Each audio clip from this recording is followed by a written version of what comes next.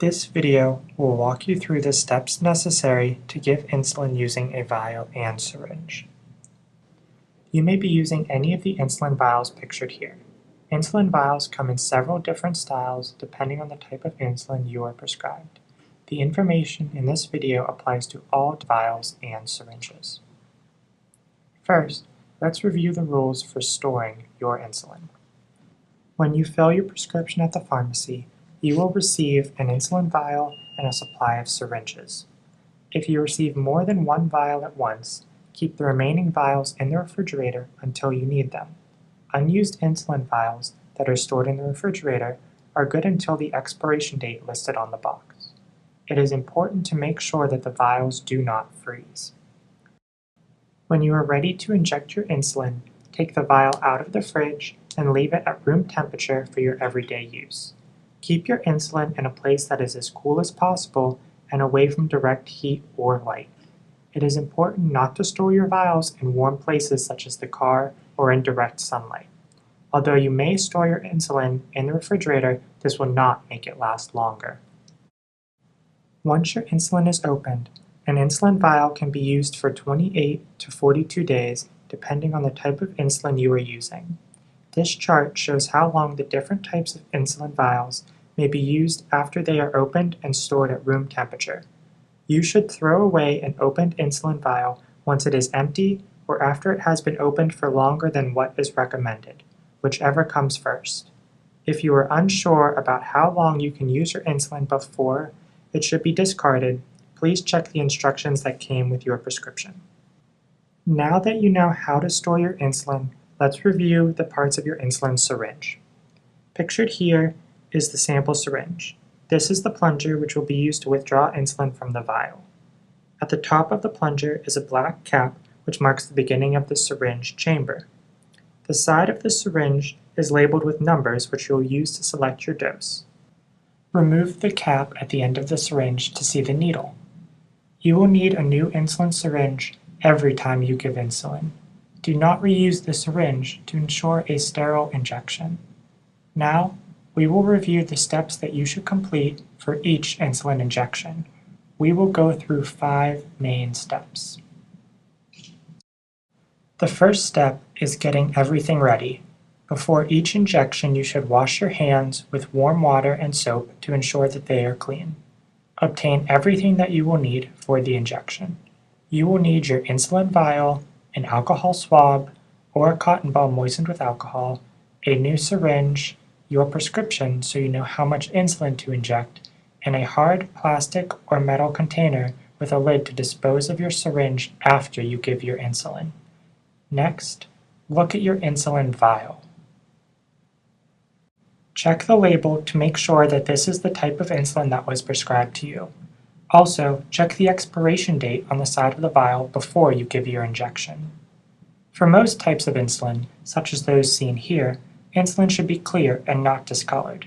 There are some insulin products, such as the mixed insulins, that are supposed to be cloudy and white in appearance.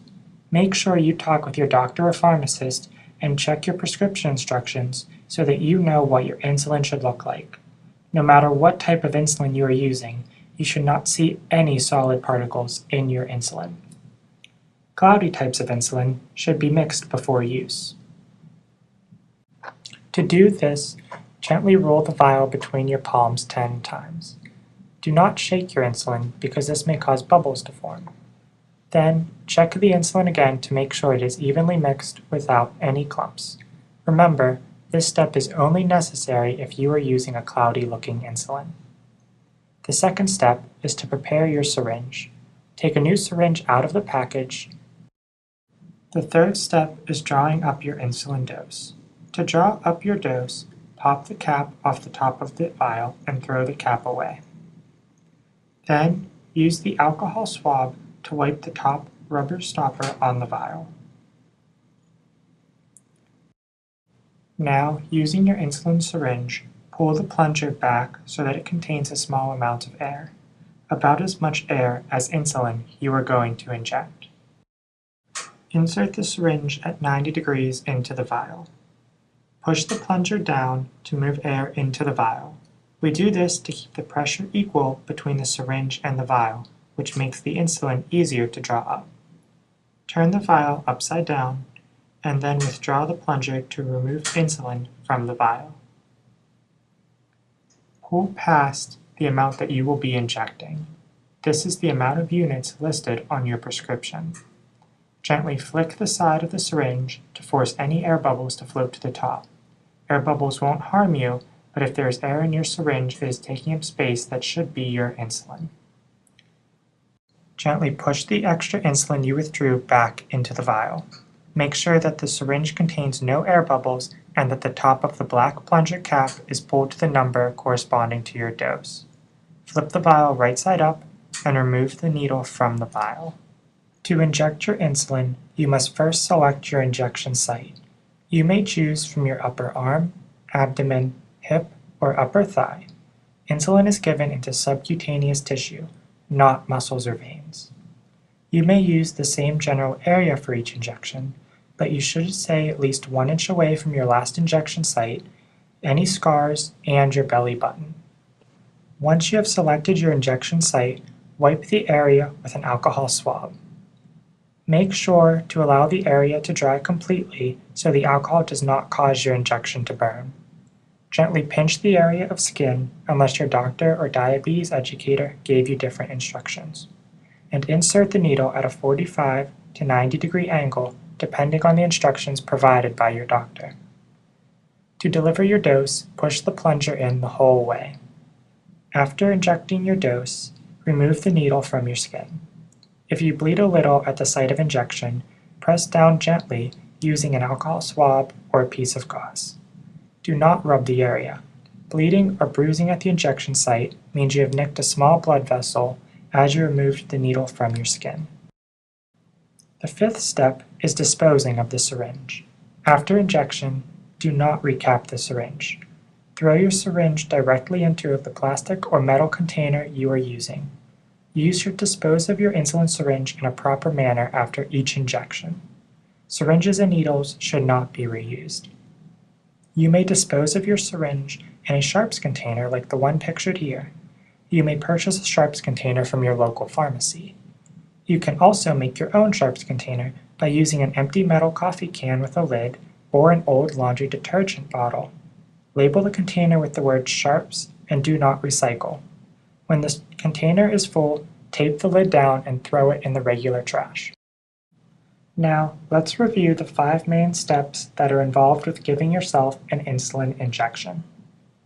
First, wash your hands and obtain everything you will need to make your injection. If you have a cloudy insulin, you will need to gently mix it.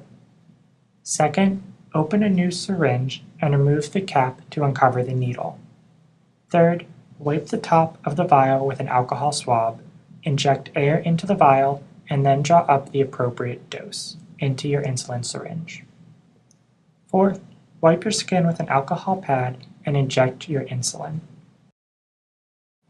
Lastly, dispose of your insulin syringe in a proper container.